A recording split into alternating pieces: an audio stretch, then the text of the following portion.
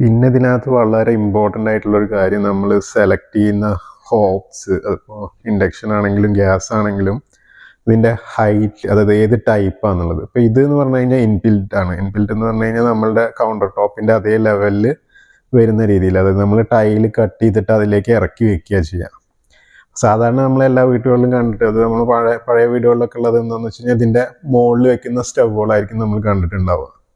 അപ്പോൾ ഇവിടെ നമ്മൾ എന്താണെന്ന് വെച്ച് കഴിഞ്ഞാൽ നമ്മൾ നേരത്തെ പറഞ്ഞ കൗണ്ടർ ടോപ്പിൻ്റെ ഹൈറ്റും ഇതിൻ്റെ ഹൈറ്റും തമ്മിലൊരു കോൺഫ്ലിക്റ്റ് വരും. കാരണം ഇപ്പോൾ നമ്മൾ ഇതൊരു നോർമൽ നമ്മൾ എൻജിനീയറിങ് അളവൊക്കെ നോക്കി, അല്ലെങ്കിൽ നമ്മളെ അളവൊക്കെ നോക്കി അതിൻ്റെ പകുതിയൊക്കെ നോക്കി ഒരു ഹൈറ്റ് സെറ്റ് ചെയ്തു. പക്ഷേ ഇനിയിപ്പോൾ നമ്മളൊരു ടോപ്പ് ഇതിൻ്റെ മുകളിൽ വെക്കുന്ന സ്റ്റവാണ് എടുത്തിട്ടുണ്ടെങ്കിൽ അതിൻ്റെ ഹൈറ്റ് കയറും.